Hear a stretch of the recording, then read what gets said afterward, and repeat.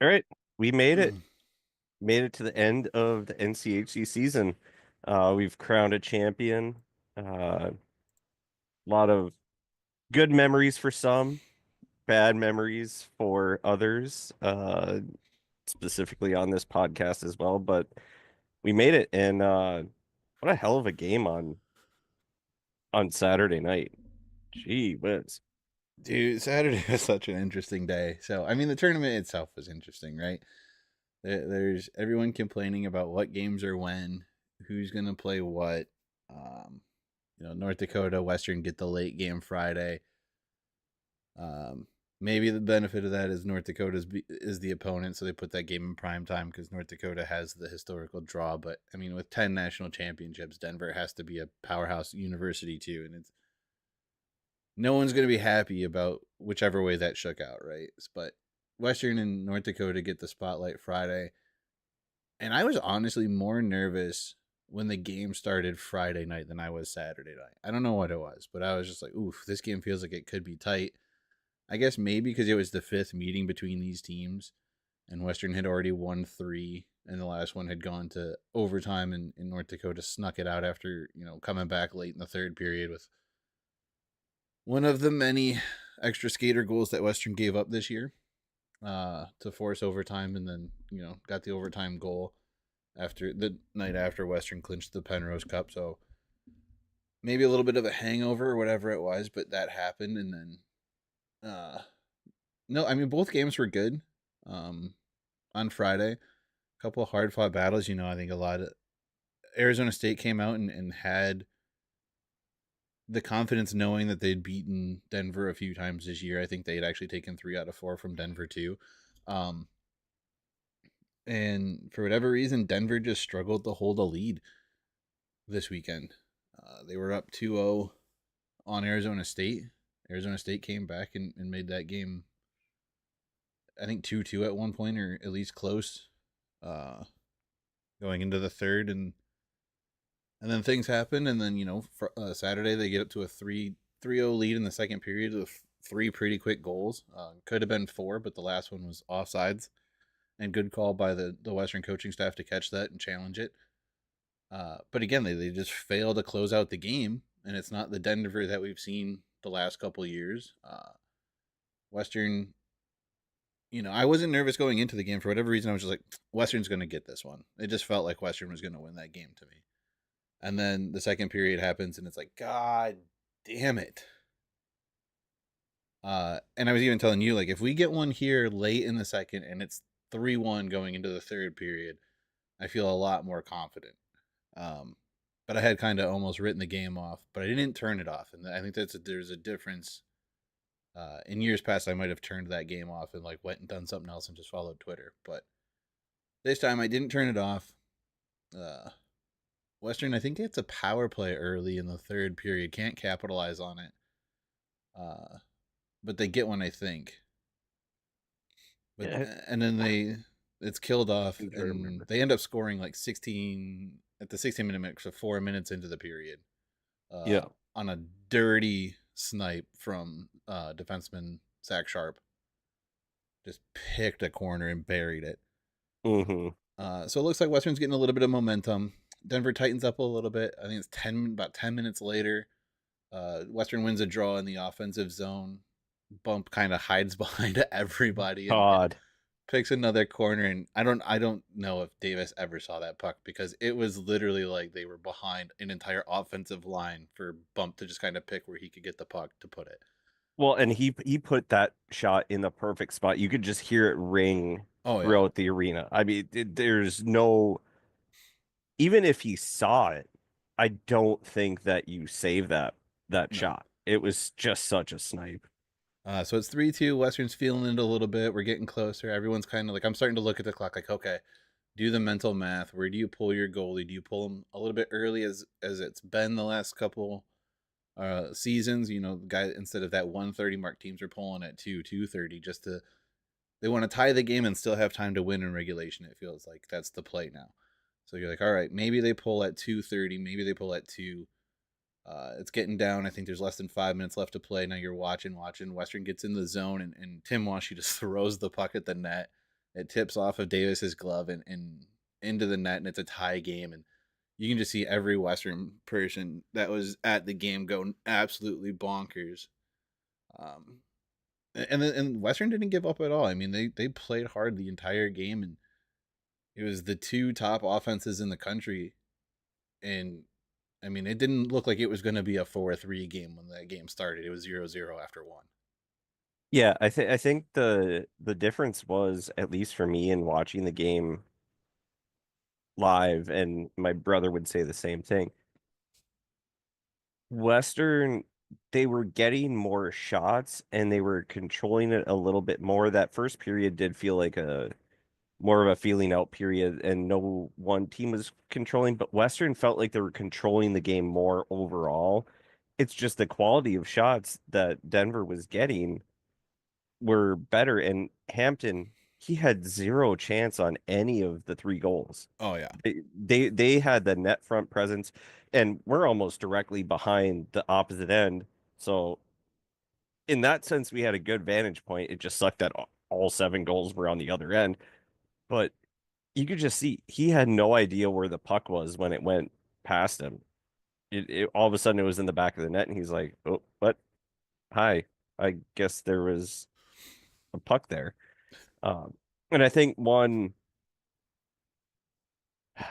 of them might have ramped a little bit, or that might have been a save, because we were just, my brother and I, we were both talking about the saves that the goalies were making that were a lot more difficult, that aren't the flashy ones. But Davis played, I mean, he played a great game as well. Both goalies played a great game. oh yeah. I mean, You shots can, outside of the Washy one. I mean, shots had to be put in the perfect spot to beat either goalie. hmm And really, I mean, that's just he thinks he has that puck. He when he flashes, glove tries to glove it. Yeah, it Um, was a confident, like, yeah, I've made this save tens of thousands of times between games and practice. He goes there and, well, he's a lefty, so he's a silly sider, yeah. but he goes grab it. All of a sudden, you just see him deflate, and Tim kind of is like, huh, it went in. Like, Yeah. it wasn't like he knew it was going there. He's like, wow, I did not think that was going in, but I'll take it. Yeah, and so it gets tied up. The announcers are talking about how the theme of the game was this is the last one in St. Paul.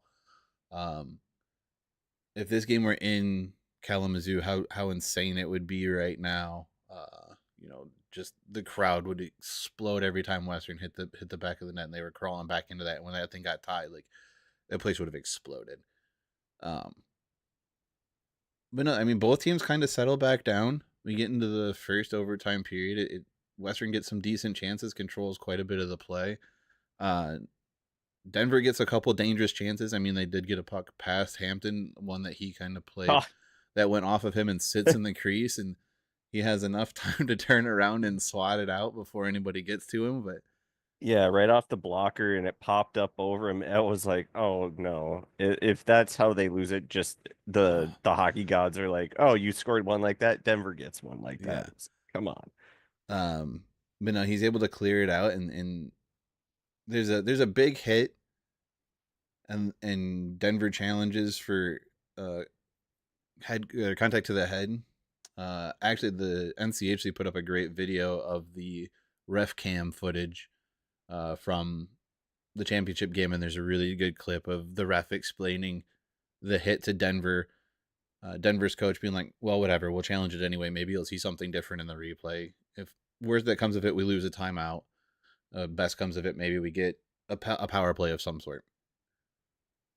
And then so the refs go and look at it, and there's a nice, again, the ref comes back and it's a nice explanation of like, hey, like the contact didn't come as a part of the actual hit. It was incidental contact after the play was made, as the player's going down to the ice. Buckberger does get injured on the play. It looks like he might have taken a knee to the rib area. He did end up having to go under some sort of surgery. He's listed with an upper body injury and out for the rest of the playoffs here. So hopefully a quick recovery for him, and he'll get back in and be good to go next year. But a significant loss for Denver there. Um, Yeah, and just to go more off of that, that the refs did a really good job explaining to Carl, saying this is what we saw, and we're probably not going to see anything because he was getting hit. There was nothing going there. But then I want to say the kid was down, and it took a long time for that trainer to get on the ice. And I'm watching it because it happened right in front of me.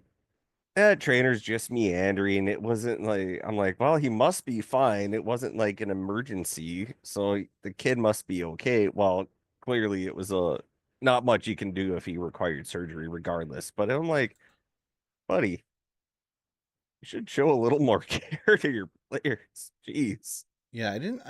On the replays that they showed of the game on CBS Sports Network, I didn't see really much head contact, but I mean, he literally just catches a knee straight to the ribs. So I'm wondering if it wasn't like a punctured lung or something like that that they had to go in Yeah. and reinflate and take care of.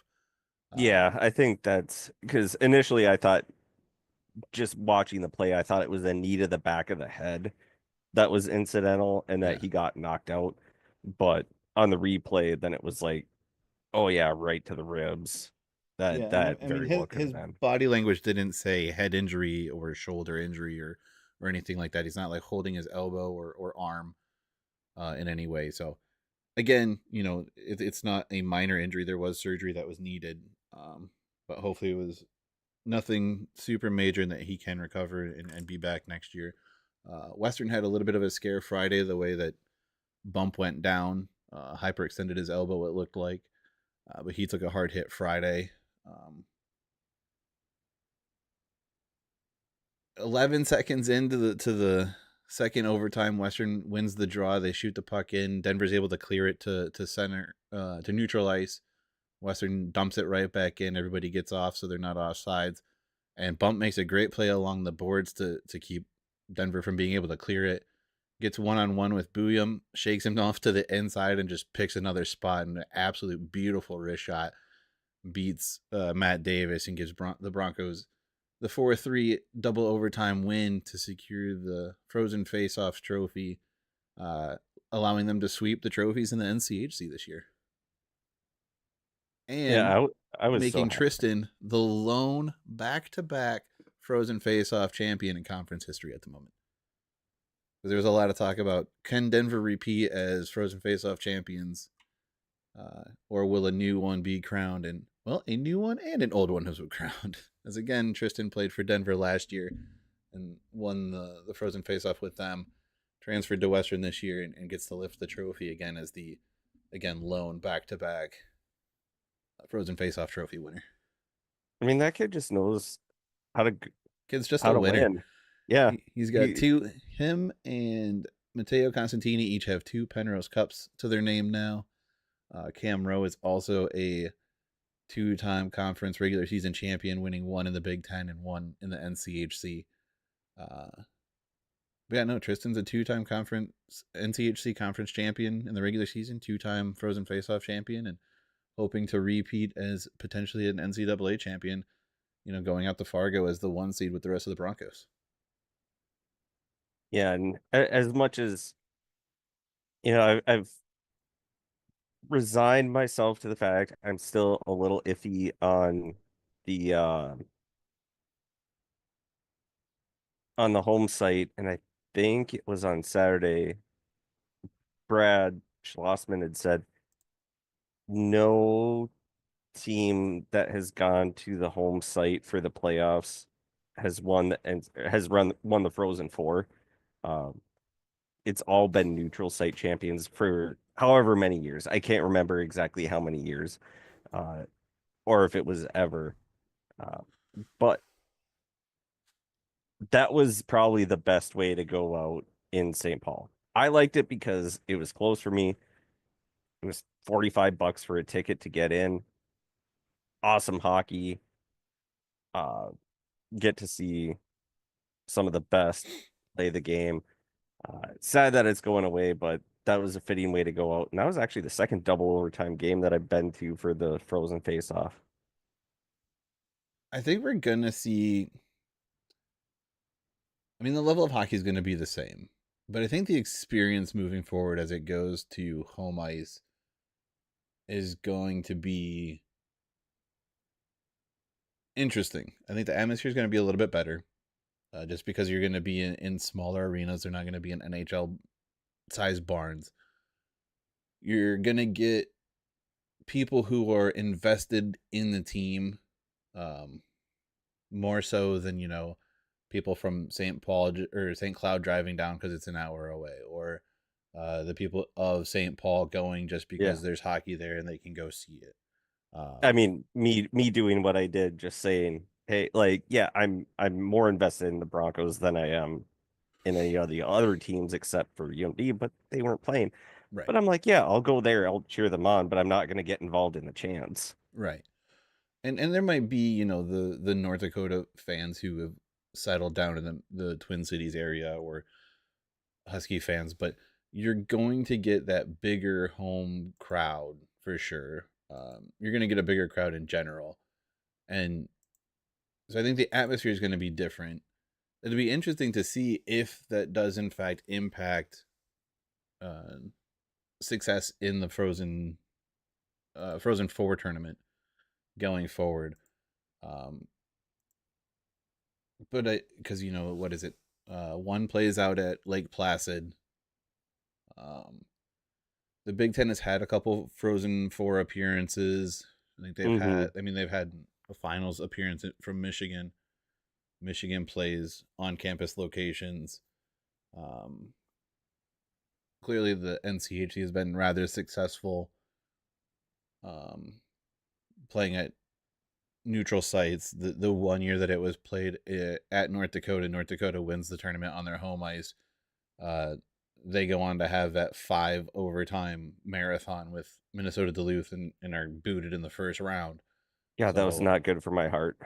so not a lot Disgusting. of data to collect as far as the NCHC goes, but uh, more conferences are going that way. So I mean, at some point that's going to have to break. It's not like is it the ECAC that plays, or is it Hockey East that plays at Lake Placid? I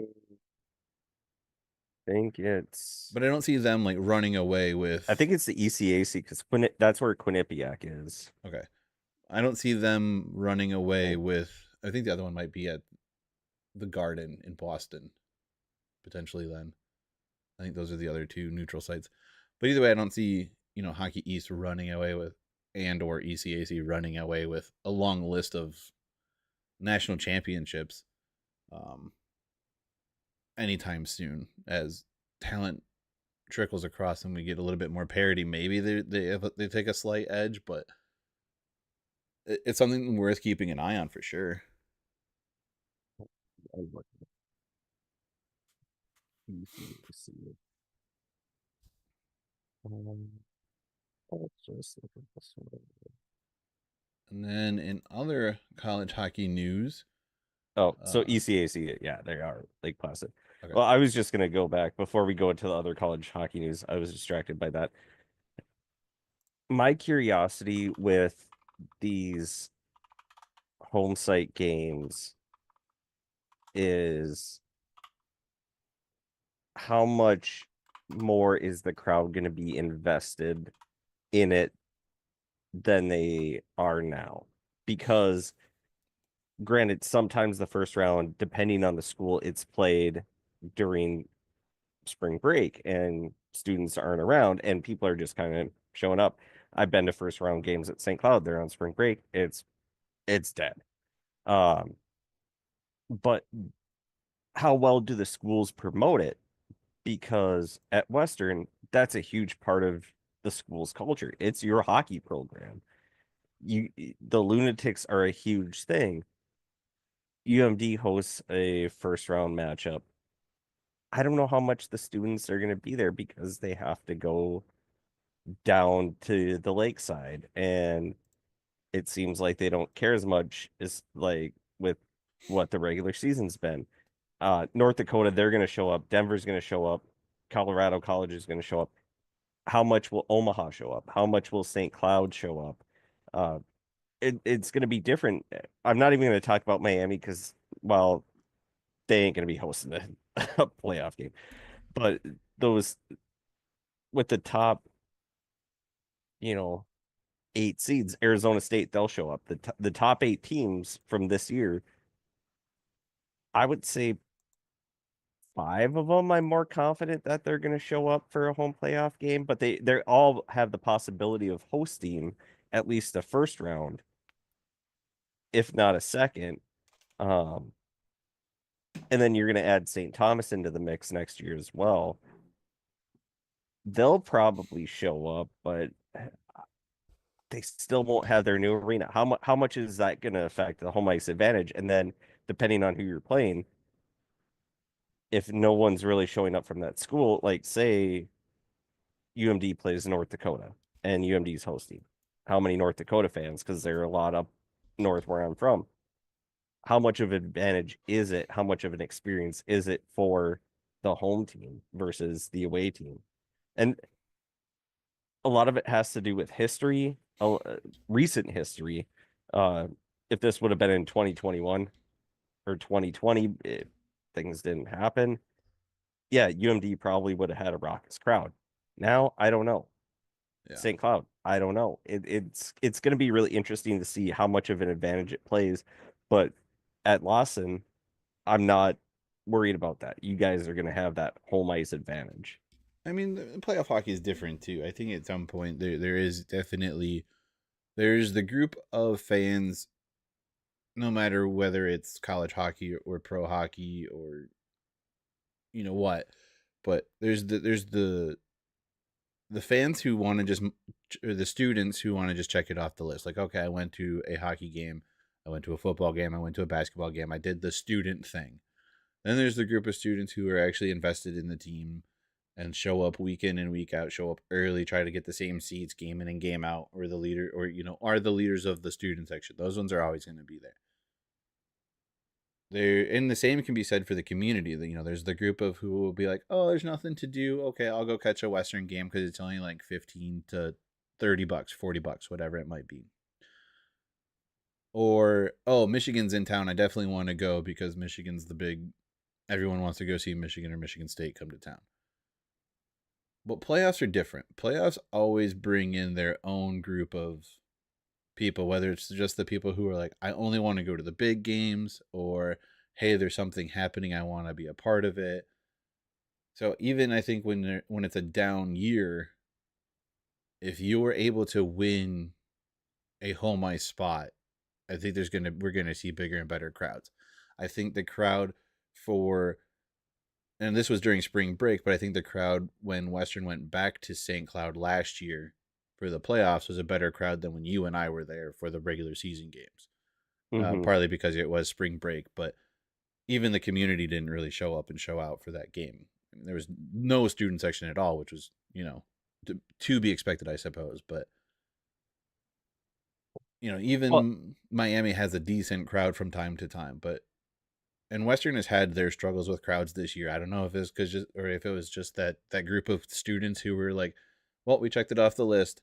We're only going to stay for 2 periods, or they somehow got tired of the team winning. I don't understand what happened, but there were a number of games where the student section thinned out, and you could tell on TV or on the radio, or yeah, if I you were even just brought at it. the game. Yeah, I mean, you I mentioned it brought to it me a up couple to you. times. Yeah, I think the main thing with the community, I mean, the students and the community, is you have to promote it. You have to be out there. And when we talked with Dan, that's his big thing, is promoting it, getting everybody out there. And it, like I said, when he was on, he had me fired up. Never went to Western. I mean, I only really know about them because of hockey, and I only care about them because of you and the amazing guests that we've had. But that's what it should be, where UMD hockey. Now, granted, I didn't go to UMD, but I was half mile down the road. They're not really promoting it. You don't see commercials, you don't see signs, you don't see anything like saying, "Hey, we're the back-to-back national champions. Come watch us." It was me wanting to go because I knew there was a team. I had watched them growing up. I I was excited to go see it, but there is no buildup, and that I think that's a problem too with a lot of like some of these schools is they just don't have that buildup. The school doesn't promote it, and yeah, St. Cloud they're having their own struggles right now, Yeah.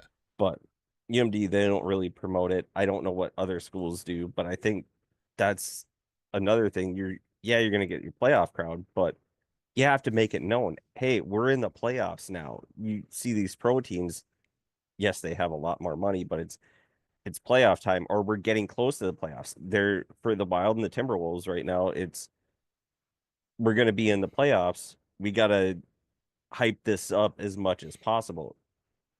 You got to do that for your schools, Yeah. for your local teams, and that's how you get the crowds there. Then you're going to get the more money, and then it just kind of builds off of that. And that's where I think Dan is doing a really good job trying to keep things going. I'm still surprised they let him stay up that late though. That was probably a little late night for him. Yeah. I mean, it was definitely a late night for me. Luckily, Reagan and Mary woke up because Reagan wanted her midnight snack right as the second overtime started and Western scored because I would have woken them up anyway. I lost my mind in my house. Um, but no, I mean it's definitely interesting to see where the sport is going and all the changes that seem to be happening at once is uh, mind boggling at times. Just to kind of wrap your head around where we're at, where we're going, and no one's really more in a bigger spot of turmoil right now than North Dakota. They fire head coach Bradbury after 10 years at the helm. About 10, almost 10 seasons, I think they Yeah, said. I believe it was 10. Yeah. As the head coach, a few more as an assistant coach. Um, you and I brought this up when we had Brad Schlossman on the pod a couple months ago. We asked him, is there a hot seat for Barry at this particular moment in time? And he kind of directed us away from it, saying that while the playoff success wasn't quite there, success has still been a part of the program. I mean, the guy basically won every other Penrose Cup since he's been the head coach.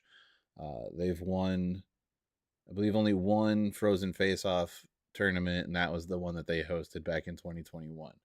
Mhm. He has one national tournament title, that coming in his first year, taking over from Dave Hextall as he went to the Philadelphia Flyers in the NHL. Um, and I made the reference that he's in a spot similar to what Mike Tomlin is. There's a lot of Steelers fans who don't want Tomlin back as the head coach, even though he's never had a losing season, has had some playoff success, and at his time has won the division from time to time, has made deep playoff runs from time to time, but only has the one big trophy to his name. Where I think Tomlin actually technically has two, but that's beside the Yeah. point. The comparison doesn't, it's whatever.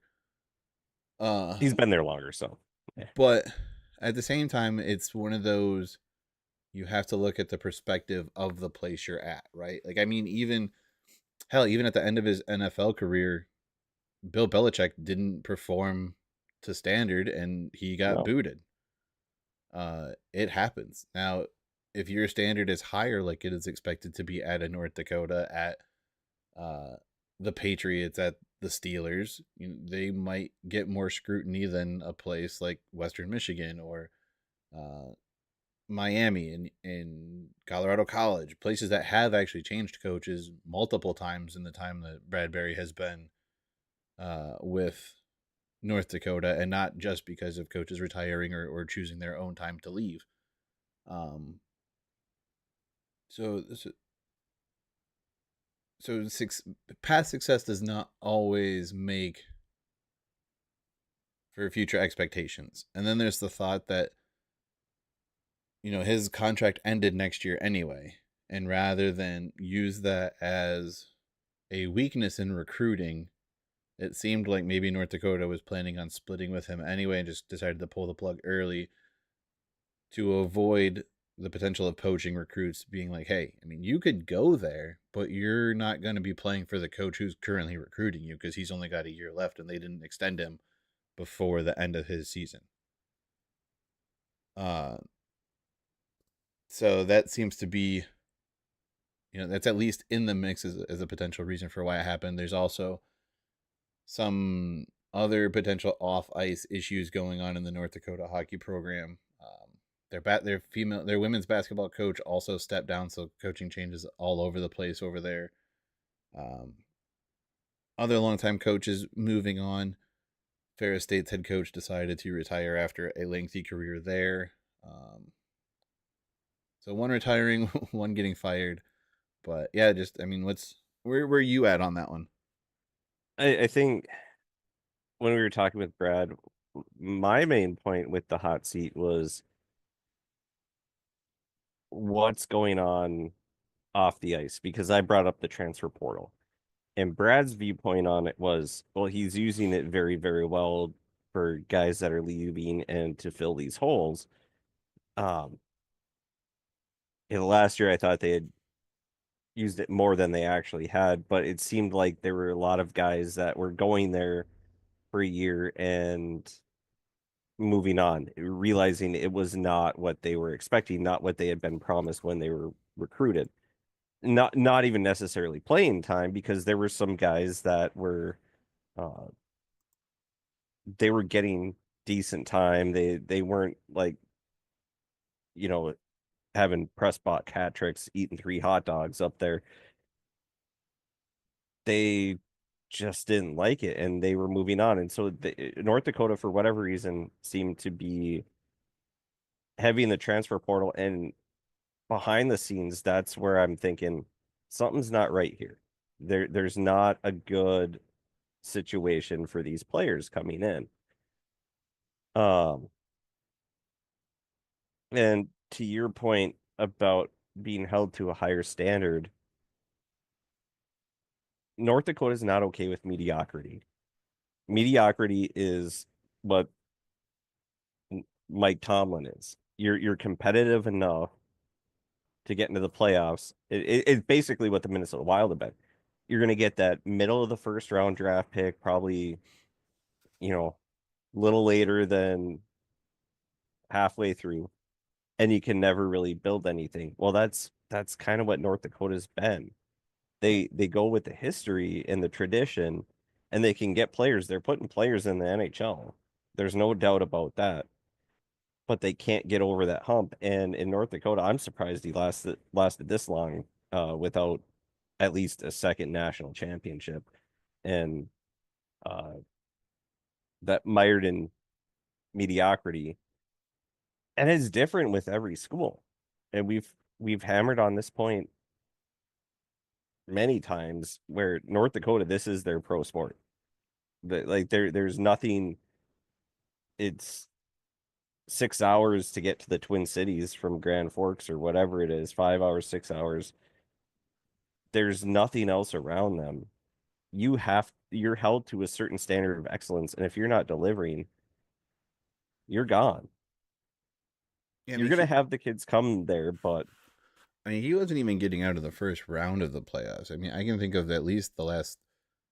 There's 3 tournaments I can think of for sure. I know he didn't make it out of the first round last year because he was in the same regional as Western mhm. was, and they lost to Michigan in a tight game. And who was it? Their captain ended up hurting themselves at the very end of that game. Uh, when the Oh, game was like over and he hurt himself with like 10 seconds left in the game. Uh, yeah, but they lost to Michigan in the first round. They lost to uh, Denver.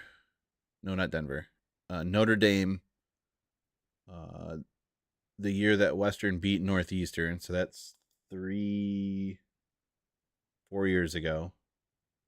3 years ago? 3 years ago, because this is Cam's third season. yeah, It was Bussy's last season. Um, they lose that one, and then they also lost the year before that was the 5 overtime game yeah. To to UMD. UMD.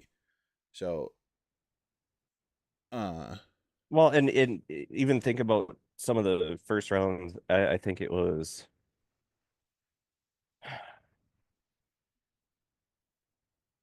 maybe it was 4 years ago. 3, 4 years ago, I went to St. Cloud and I'm watching the scoreboard.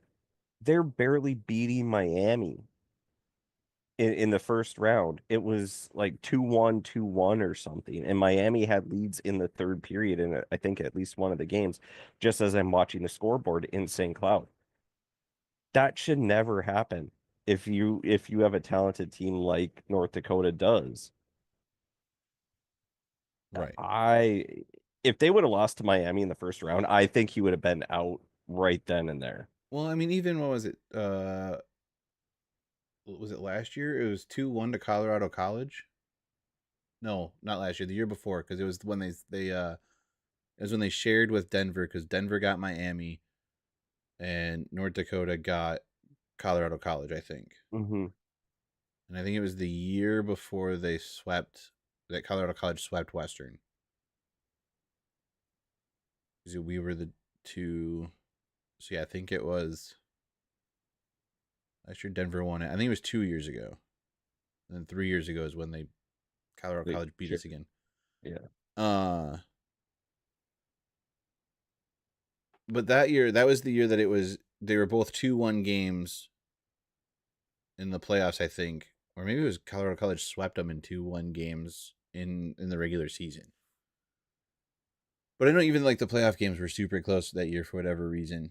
Um, so yeah, I mean, just I don't know what it is about the postseason, because even the year that Colorado College, they lost to St. Cloud State that year that Colorado College made the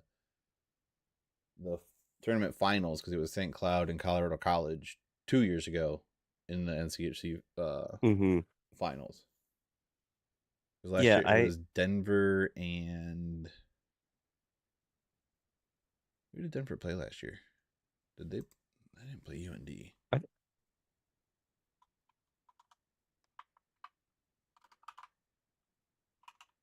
don't remember. But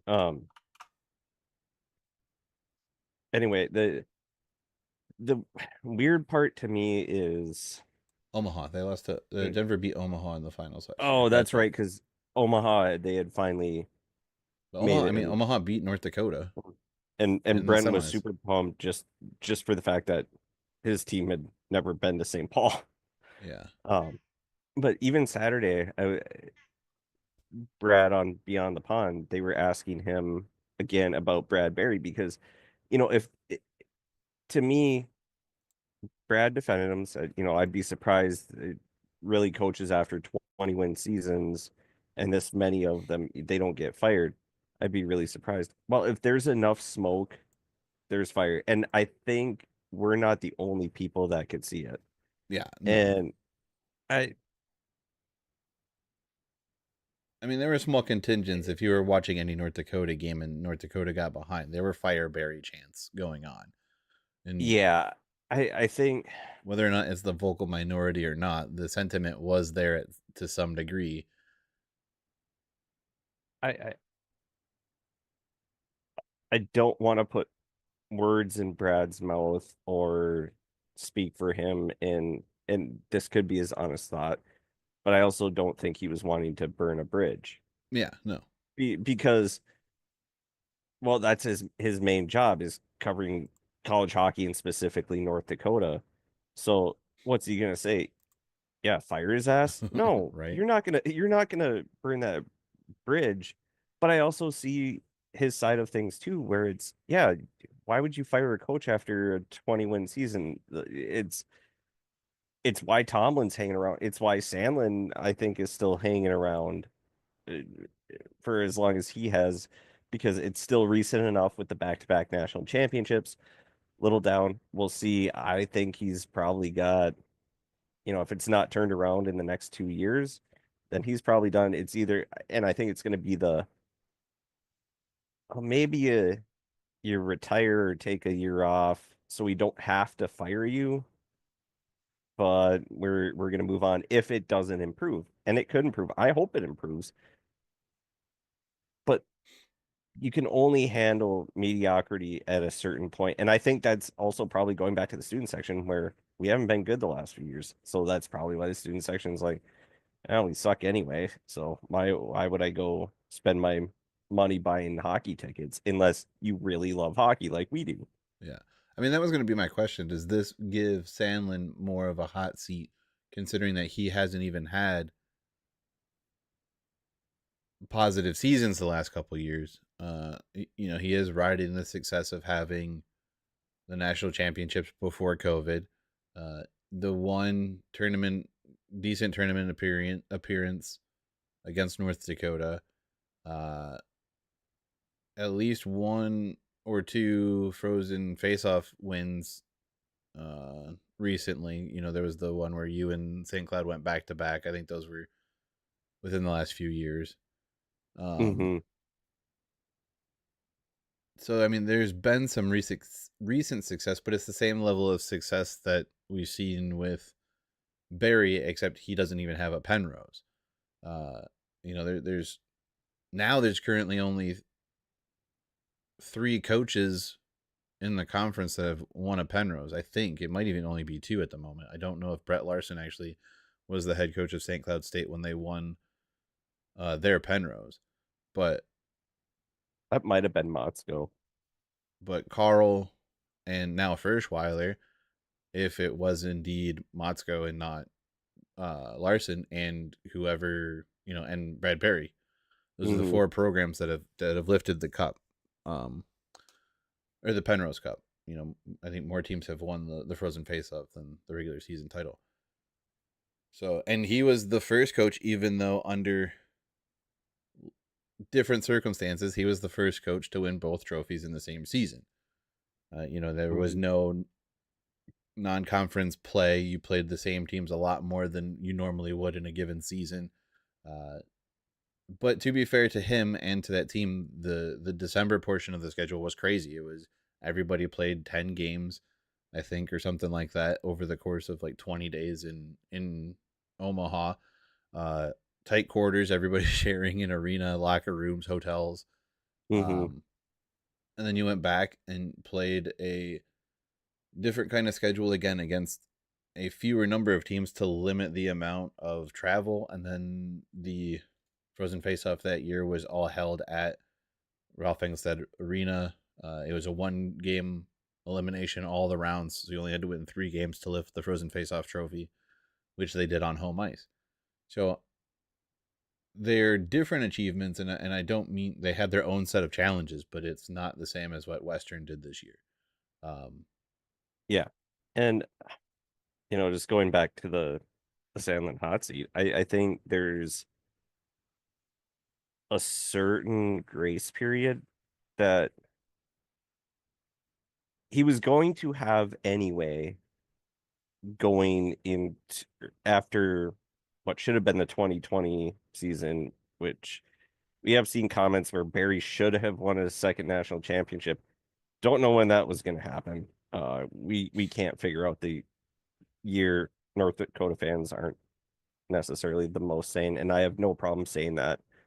But with COVID happening, I think trying to adjust, most coaches got a little bit more of a grace period because of trying to recruit and kids not being able to play and trying to put your team together, but then also navigating the transfer portal with how prevalent it became in those extra years and like everything. So I think there's a grace period that came with that.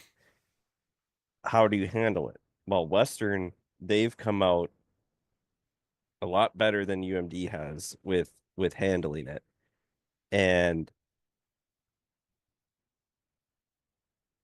like I said, I think I give Sandy 2 more years. If he hasn't figured it out 2 years from now, then you need to step away because, well, you look at across all sports, these big name coaches that we've known for years, they're just stepping down because the landscape has changed with all sports. yeah, And how do you navigate it? but then Well, also, what I you mean, did. at the same time, there's also big names coming into college sports. I mean, Bill Belichick is now the Hmm. head football coach at North Carolina, and he Yeah. he brought in one of the Lombardis as his GM of a college football program.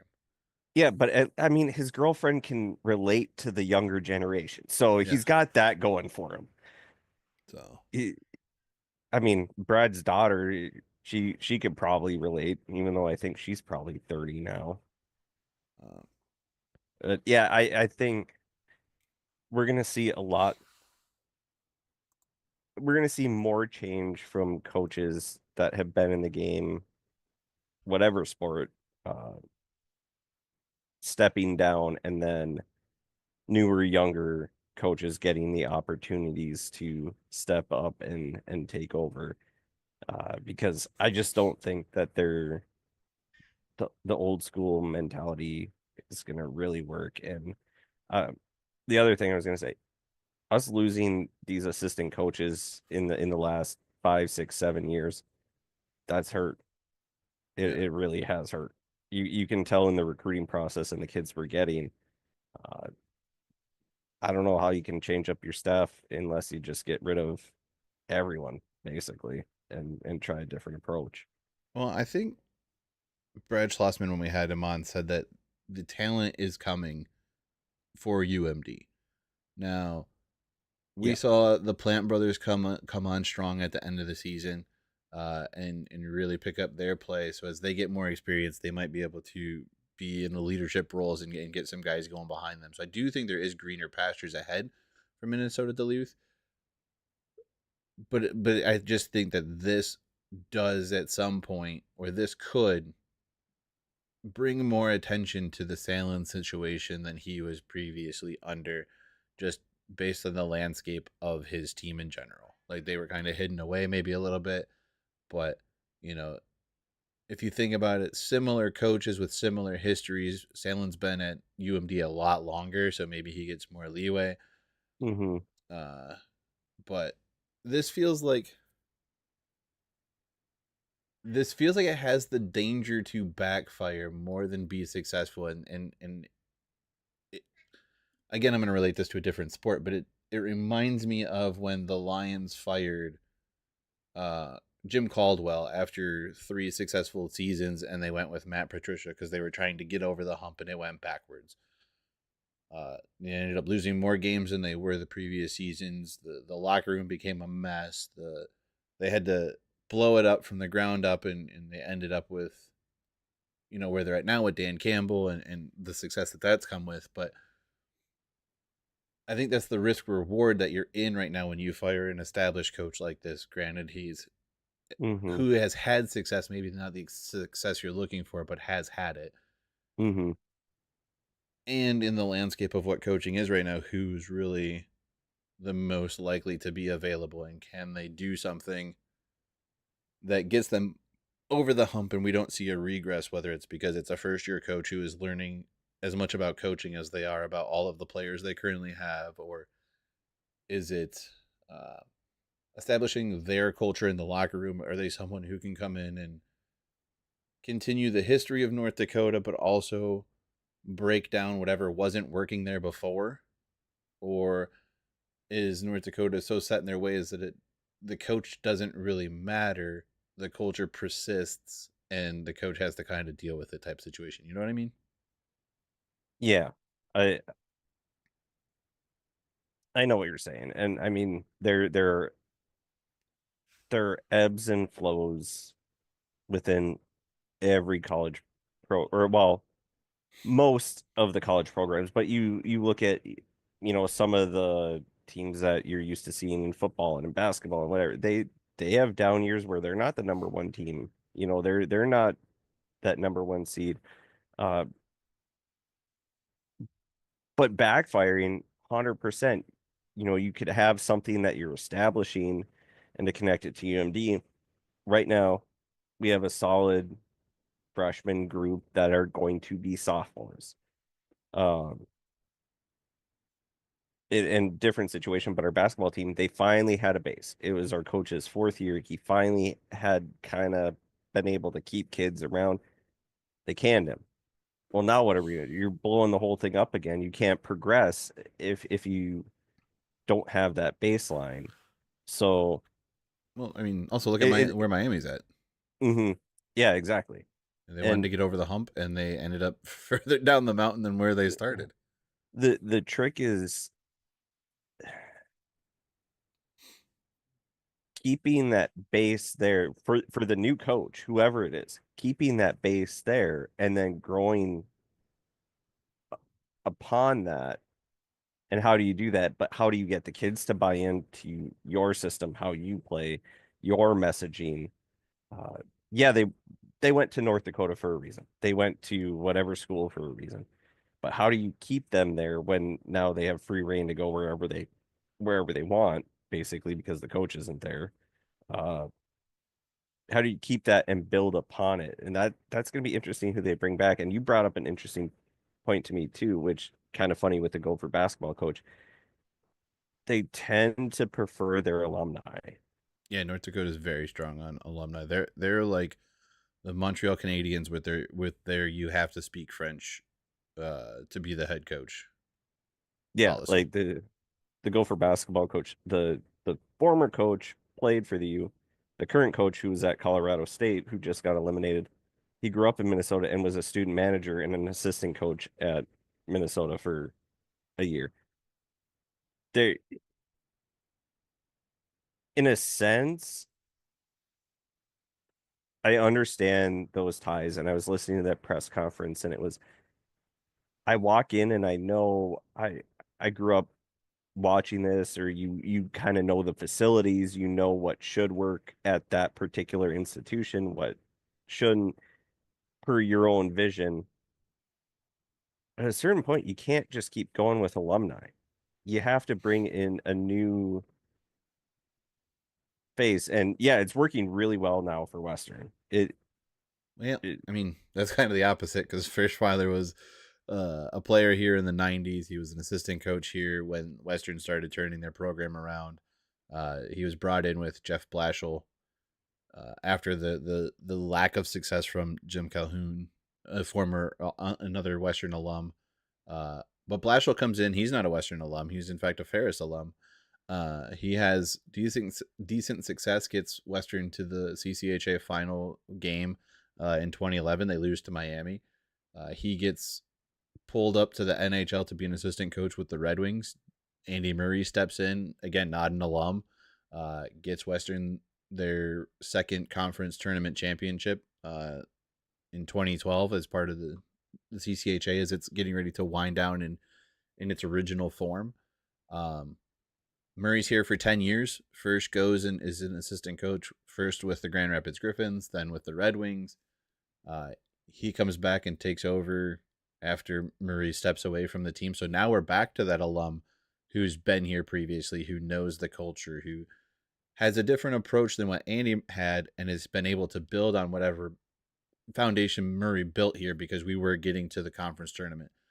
We were competitive during the regular season, but now we're winning regular season championships. We're 1, 2, or 3 in the conference pretty regularly. Uh, we've now won our third conference tournament, uh, and second with first in some sort of coaching capacity. We're now 4 years in the NCAA tournament. This is our second number one seed uh, in a regional, both under Frischweiler. Like he's been that coach that he's had the success you want to have as a successor, but there wasn't a firing to bring him in. And that was kind of Mhm. you were just mentioning like that point I was trying to get to where does the culture of the building supersede whatever coach you bring in, and how can you, if you want to progress, either break that mold or bring someone in who can build on that mold but get success where there previously wasn't, or get over the hump that existed. How do they tweak the mold just enough where they keep the mold, but say, hey, you know what? Instead of this bolt here, how about if we move it just about 2 inches up or 2 inches to the right? And I think that'll strengthen the design of the product. And how do they tweak it without completely scrapping the whole thing? Yeah. So definitely, some interesting things to happen. I think The portal potentially for hockey opens fully this Sunday, I believe it is, for undergrad students, and so I know the coaching search not ends, but all of the applications will stop being accepted Wednesday for the North Dakota job. So I think they're trying to get Mhm.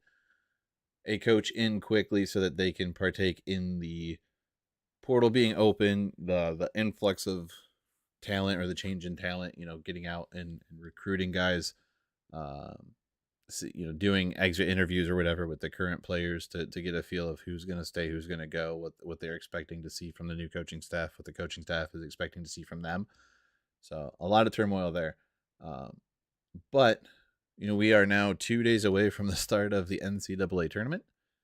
Uh, it looks like it should be a pretty good tournament. A lot of the matchups seem like they're going to be good. Um, Mhm.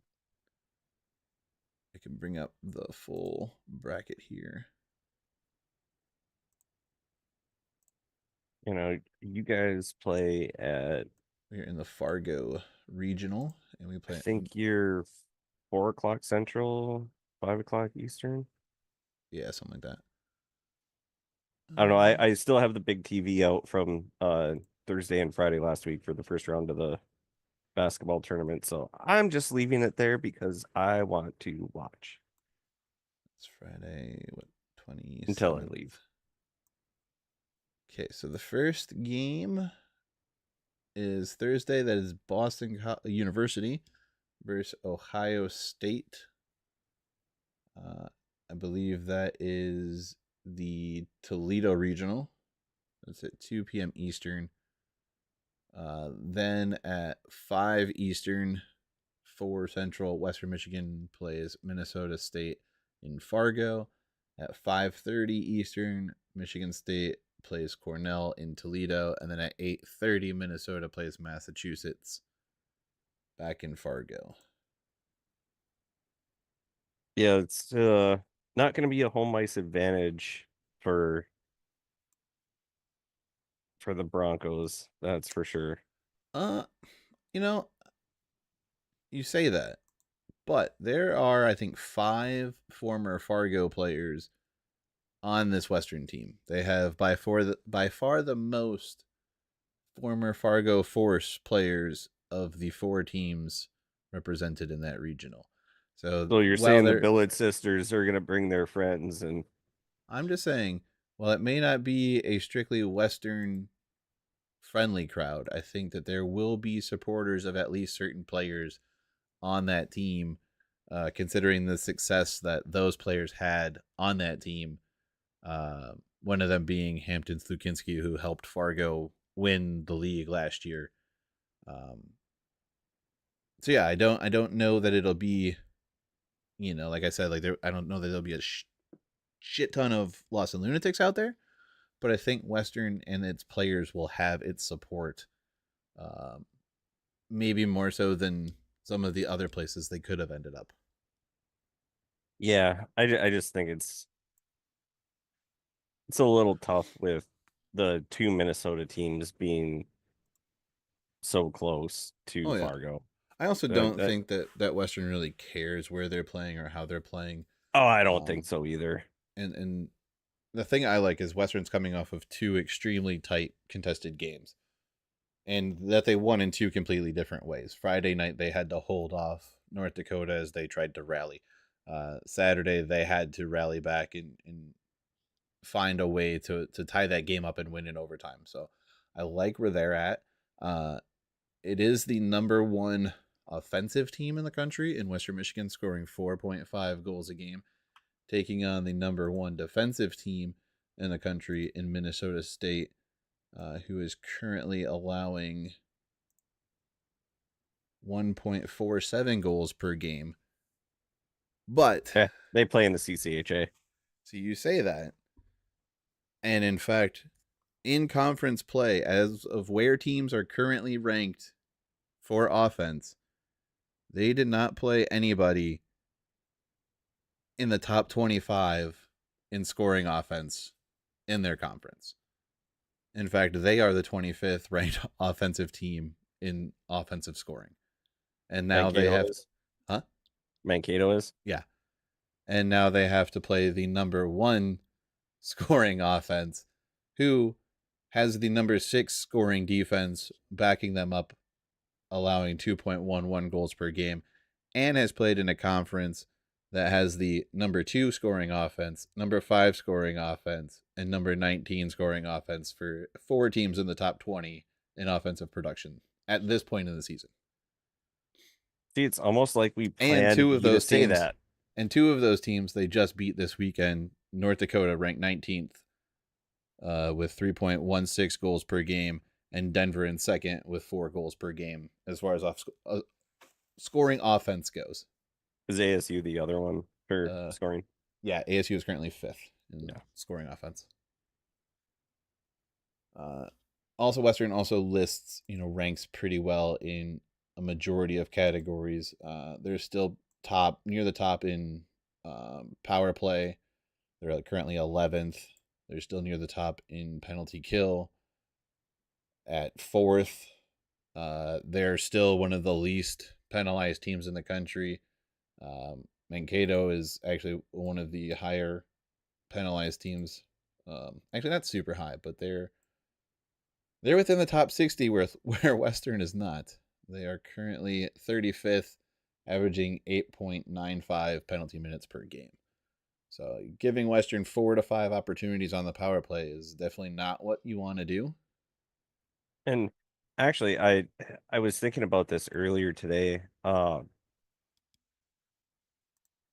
Not that Mankato quote unquote mailed it in against St. Thomas in the CCHA championship game, but they knew they were the champions in getting that auto bid right away because St. Thomas could not be qualified. So it was whoever won that semifinal. If St. Thomas won their semifinal, whoever I think It was they between played them and Bowling Bemidji. Green.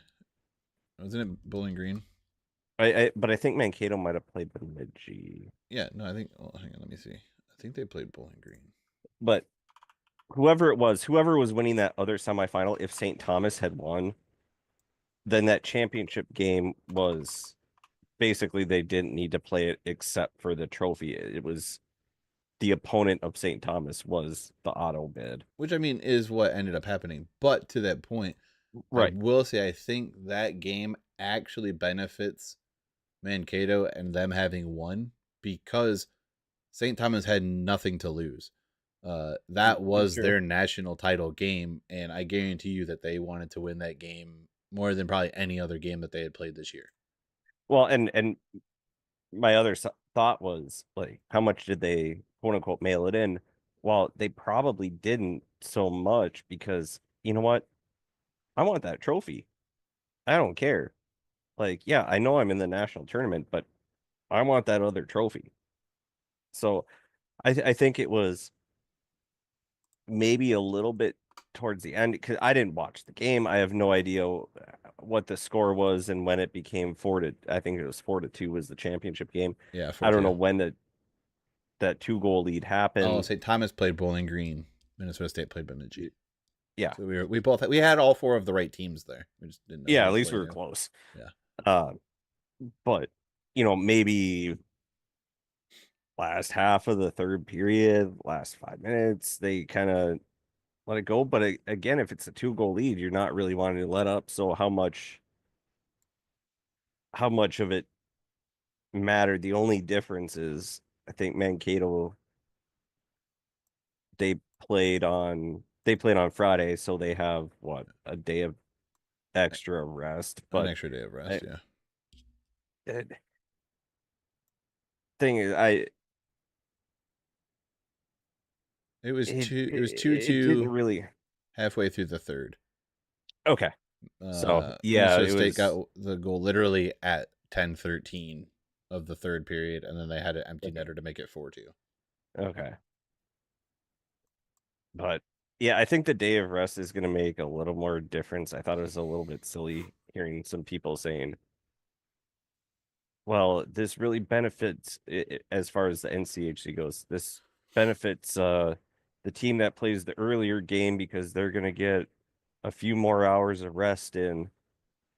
Well, not it's really not gonna matter at this point. The couple hours isn't gonna make a difference in my opinion. It kind of looked like it a little bit to start, but I I mean I thought Western was the better team for most of the game. I Uh, mean, and even really, if you watch that game, if we're going on which team finished which game first, and Western gets stronger as that game goes on. hmm Denver starts gassing out somewhere in the third period, second overtime, and that's part of the reason why Western's able to come back, because somehow they were better conditioned and still had some juice left in the tank, and were gaining momentum. One, with the first goal they scored at early enough in the third period that they had time to get the other ones, but then also as that period ended and into overtime, Western just started taking more control over of the game. They were getting more shots. They were holding pressure longer in the offensive zone. They were quicker to pucks. They were heavier in the battles on the boards. They were tighter defensively. There wasn't as much space for Denver to operate. And then, I hmm mean, the play that Bump makes 11 seconds into the second overtime is a heady play, and he literally just cuts the puck off at the wall, gets behind one guy, and beats one of the premier defensemen in college hockey right now, and buries it short side on the goalie, like puts it right under his elbow on his Yeah. glove side. So Yeah, I think the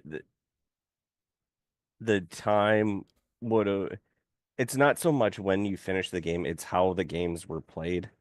yeah, And if I'd be more concerned about whatever team it was if they had gone to double overtime or triple overtime or whatever, even a single overtime, but further into that single overtime uh in whatever game on Friday, then I would just be two regulation games and because you're just exerting more energy. That's the way it yeah, is. It's if ASU would have won in double overtime, yeah, sure, Western maybe throws off their routine a little bit, but they can still get the amount of rest that they need.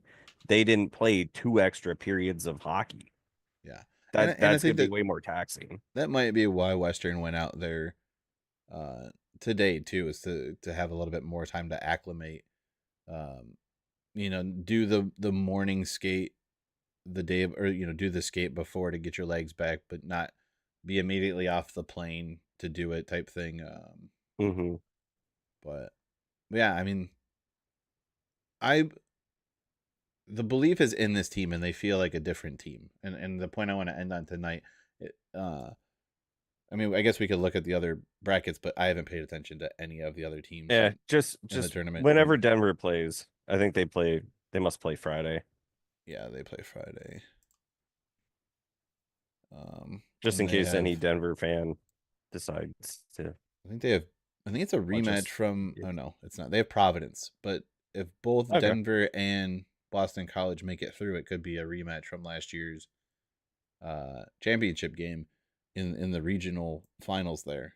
But yeah, they play Friday at 5:30 against Providence. BC plays at 2 against Bentley. Uh, Yukon and Quinnipiac at 5, and Penn State and Maine at 8:30. Uh, Side notes or things to know about those games: Denver is going to be without Boston Buckberger. He sustained the injury in the first overtime in the championship game, and Penn State will also be without their defenseman Shroud, something of that effect, a second line defenseman. But Penn State is the host of that Allentown regional. Oh, and also congratulations to Bentley. I believe this is their first ever NCAA appearance. So I got a feeling it's going to be a short trip. you know what? Who cares? Hey, They did Western's it. had plenty of They're the short trips. first. Okay, Western's had plenty of short trips. They are the Um, first. Congratulations to them. so yeah, I don't really feel like. I mean, I've already picked all these games. I could run through them if I wanted to, but I'm not going to sit here and debate each one of them. Yeah, thank God, spare me, please. But when you look at this Western team, and this was a point I made on Twitter, that Ferschweiler has been very successful in the portal, both individually for the student athletes that he gets from the portal, but also collectively in the team that he builds. And to me, if you look at the way this team is built, it feels like the Vegas team that won the Stanley Cup. You have your core group of guys, your fifth year guys who have been here. Some have been here all 5 years, some have been here only 2 or 3 years. Uh, but there's that group of foundational players, the Tim Washies, the Cam Knubles, the Wyatt Shingothis, who have battled to get their playing time and to earn their spots and to be successful. And you have a veteran, talented goaltender in Cam Rowe who has helped the young goalie come along. He's basically our Flurry. Still an extremely good goaltender.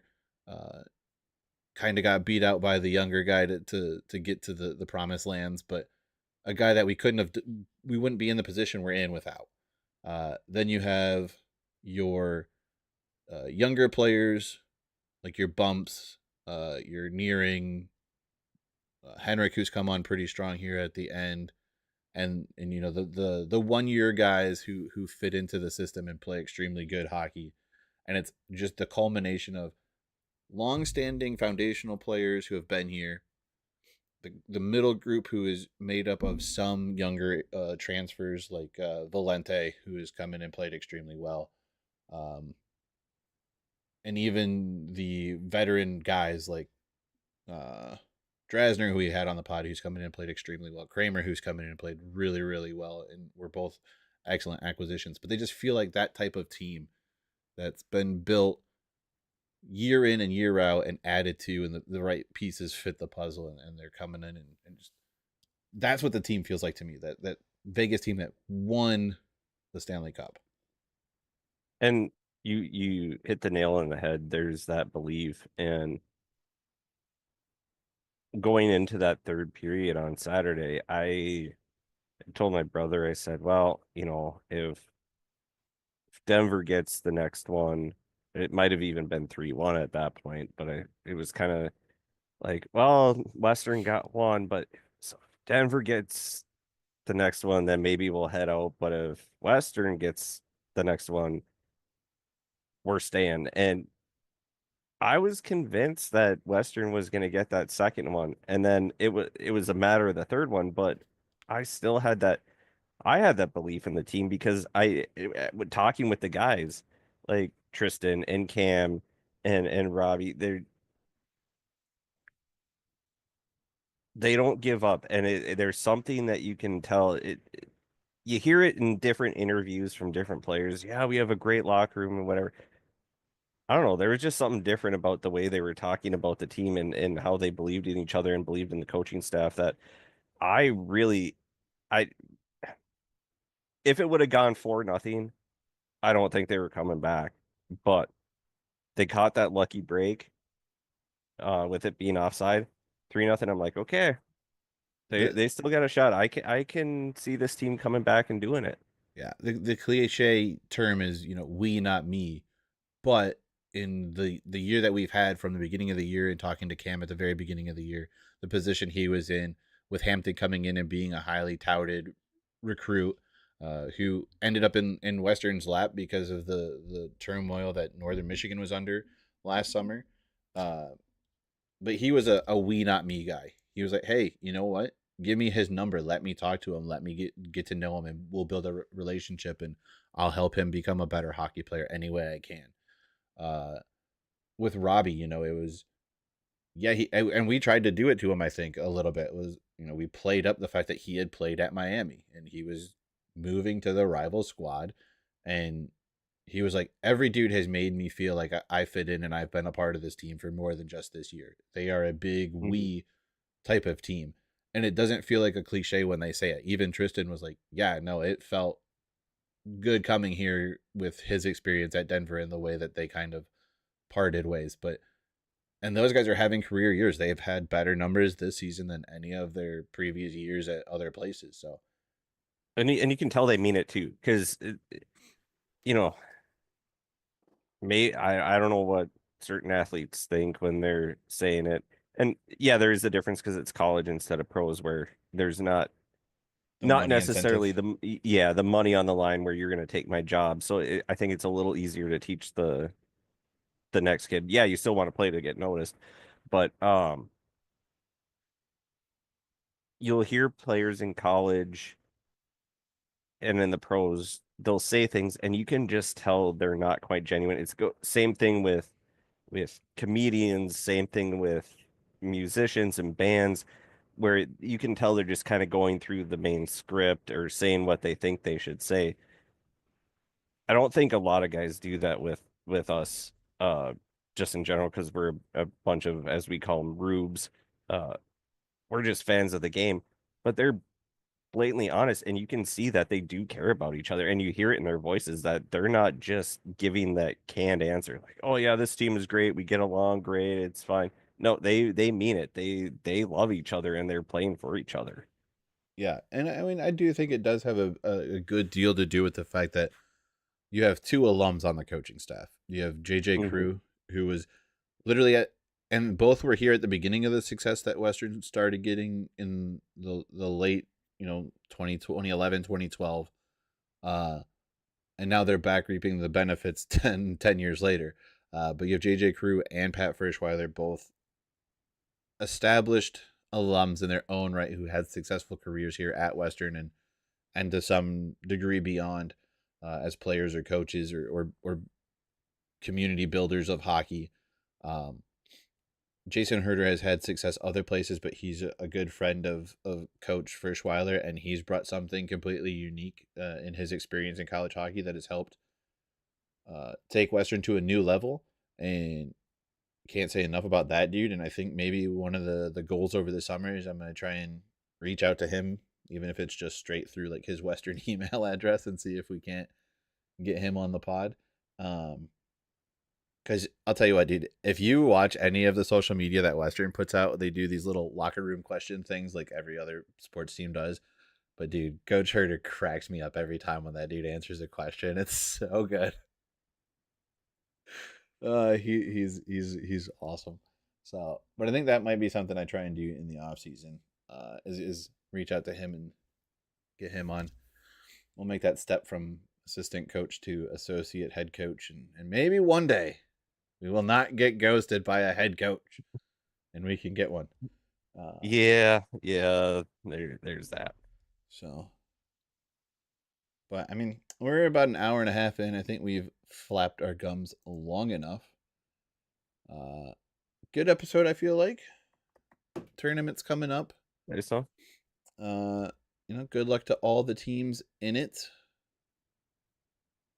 but none more than Western Michigan. I hope they find a way to win the whole thing. I have them winning the whole thing, partly brain wise, partly bias wise, because I'm not gonna pick against my team. Like, I'm not a monster. Okay, Yeah. I might be a No offense. goober and a dipshit and a numbskull, You're but you're a lot more than that. but I will Hey, not go pick against my Bentley. team. I'm gonna pull for Bentley until they play Western, but I'm You, gonna pull for Bentley. you're gonna go. You're gonna pull for that 2-15 matchup. The underdog Cinderella story is Bentley this year. Yeah, exactly. Oh, I still got a little bit of the pneumonia buried down in there. God, this sucks, dude. I hate this shit. Nice. Between fucking, it's what, that's for a different time. We won't Yep, talk a about different that time. here. Let's Uh, wrap her up here, bud. yeah, there's Pitter patter. hey, we got an ASU guy rooting for Michigan. That's good because my Twitter page is just being bombarded by some knucklehead from ASU that I have chose to ignore, and there are other people that are poking at the pinata over there, and I'm just like, I don't care about the pinata, Hmm. guys. Stop bringing my name up. I'm so sick of the notifications because I don't care about the dude anymore. I said my piece. Leave me alone. Damn it, Tom. No, it's not Tom. It's some random fucking ASU troll that I'm like, I was gonna say Coach. Paul. Ugh. But it's I just still like want to blame them though. I have left the conversation, and somehow it's like, and ding, ding, ding. Like, I don't care. Okay? You got my one response and you got a meme. Like, I'm good. I'm over it. I don't. He's rooting for Mankato, apparently. I don't care. But no, we've got at least one Sun Devil on our side, which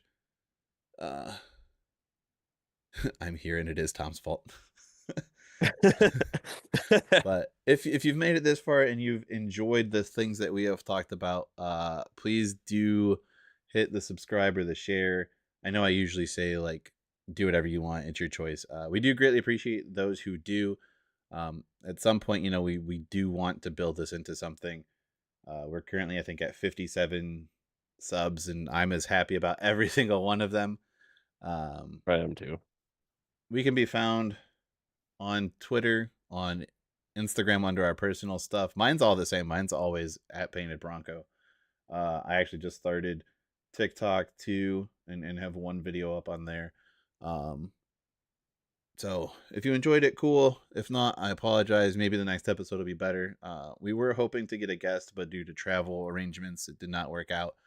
Hopefully, we'll be able to talk to that player in the future when things settle down a little bit. Hopefully, they don't end up going pro and completely, forgetting about us or making it very hard to talk to them. Because that transition is a pain in the butt, and this year is all about this part of the year is all about transitions. So we'll see what happens. But yeah, no, there's a like, subscribe, comment section, a dislike. Make use of them as you see fit. Again, we're on Twitter under our personal handles. There's a page one that's been scrolling at the bottom of the screen. There's a Gmail if you feel like sending a mean email that I'll ignore if I want to. I might read it first and go, oh, that's not worth responding to because you're just a troll. I think that's it. I think that's everything. Oh, hey, you know what phrase was used this weekend? One that actually finally made sense. Hey, I self-promoted because of it, because Western tweeted, Pucks on net, good things happen, and I went, yep, like goal horns and fight songs. So until the next episode, he's been Mike, I've been Wes. Enjoy the national tournament, and we're out of here. Deuces.